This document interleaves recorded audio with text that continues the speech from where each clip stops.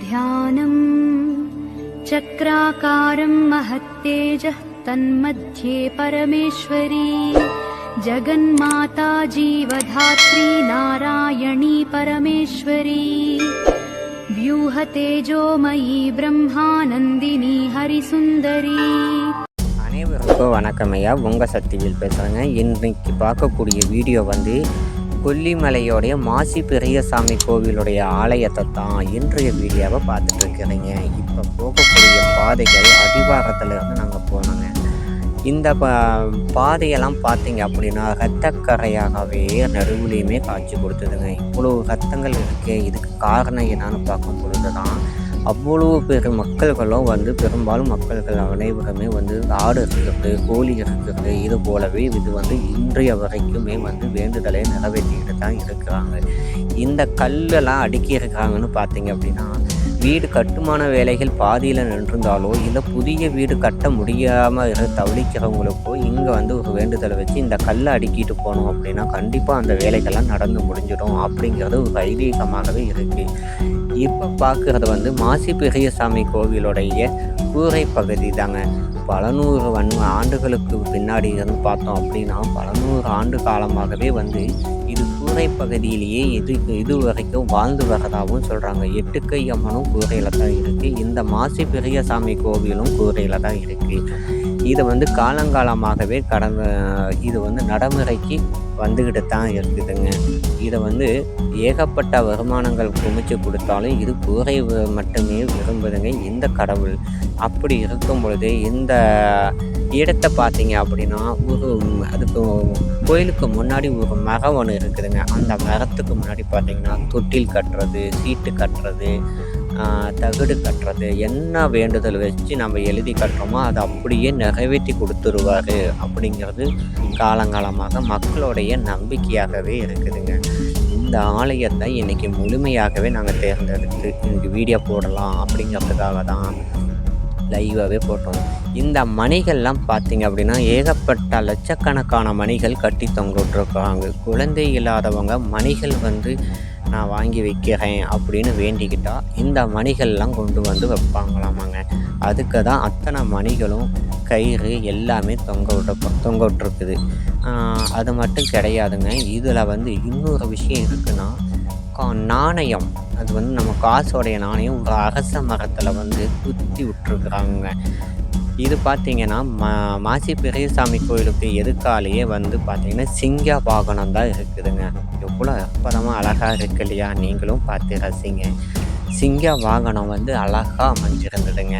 ஒரு பெரிய உருவமாகவும் இருந்தது. இப்போ நான் சொன்னேன் இல்லையா, நாணயத்தை உள்ள குத்திட்டு வராங்கன்னு. நீங்கள் என்ன நினச்சி இந்த அரச மரத்தில் மாசி பெரியசாமி கோயிலுக்கு பின்பகுதியிலேயே இருக்குது இந்த நாணயம் குத்துறது. என்ன நினச்சி குத்துறோமோ அது அப்படியே நடந்துடும் அப்படிங்கிறது ஐதீகமாகவும் பொதுமக்களுடைய நம்பிக்கையாகவும் இருக்குது. இன்றைக்கும் கடைபிடிச்சிட்டு தான் வராங்க. ஒரு தொழில் செய்யணும் அப்படின்னு நீங்கள் நினச்சிங்கன்னா விசிட்டிங் கார்டை கொண்டு போய் அங்கே கூரையிலையோ இல்லை அந்த அரச மரத்துலேயோ கட்டி விட்டுட்டு வந்துட்டோம் அப்படின்னா அந்த தொழில் சிறப்பாக அமையும் அப்படிங்கிறதும் ஒரு ஐதீகமாகவும் வரலாறாகவும் சொல்கிறாங்க. இந்த மக்களுடைய பகுதி பார்த்திங்க அப்படின்னா ஏகப்பட்ட மக்கள்கள் இன்னும் கடந்து போய்கிட்டு தான் இருக்காங்கங்க. நடைப்பயணமாக தான் போக முடியுமா தவிர யாராலையும் வயதானவங்க கூட கொஞ்சம் கஷ்டப்பட்டு கூட போகிறாங்க. இந்த காசு நாணயம் லட்சக்கணக்கில் இருக்குங்க. அந்த மரத்தை சுற்றியும் நல்லாவே ஜூம் பண்ணி காட்டுறேன் பாருங்க. நாணயம் மரம் ஃபுல்லாகவே பூரா நாணயமாக தான் குத்திருக்காங்க.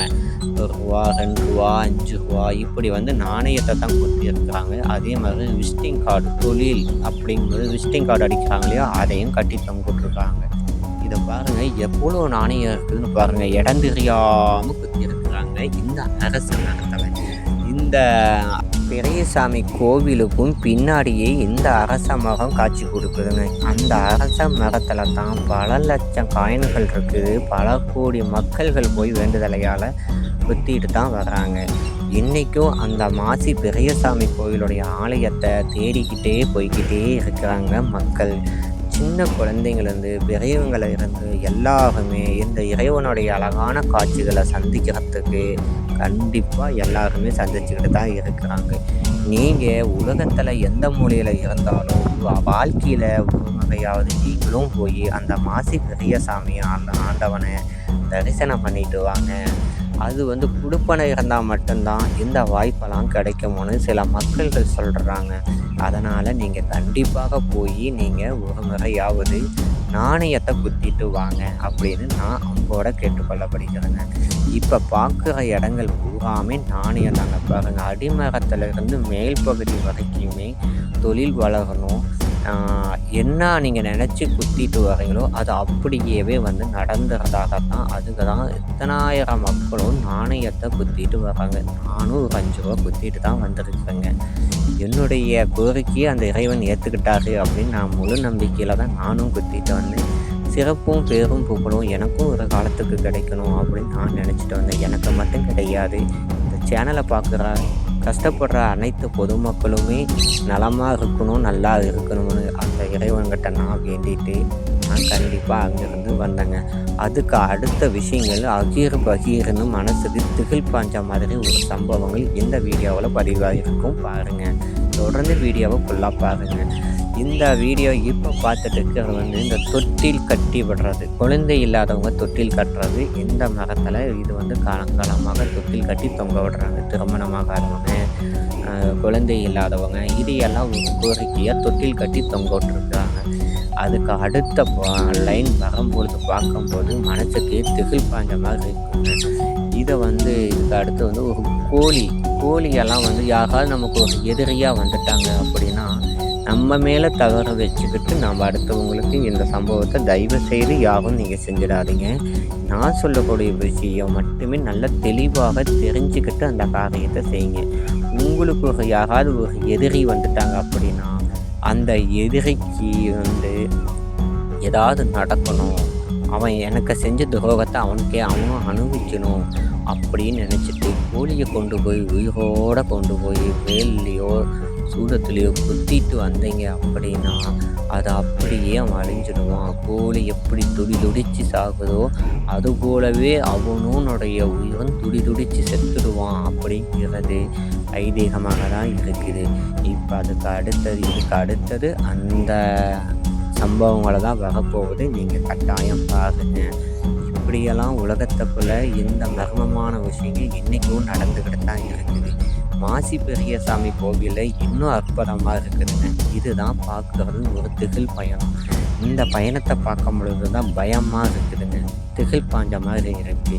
இங்கே பார்த்தீங்க அப்படின்னா இந்த வேலில் பாருங்கள், அப்படியே உயிரோட கோழிகள்லாம் அப்படியே சுருவி வச்சுருக்குறாங்க. உயிரோட குத்தி வச்சுருக்குறாங்க. ஒரு 15 நிமிஷம் அந்த வீடியோவை நான் எடுக்கும் பொழுது என்னாலேயே அந்த இடத்துல நிற்கவே முடியலை. அந்த அளவுக்கு துர்நாற்றங்கள் வீச ஆரம்பிச்சிருங்க.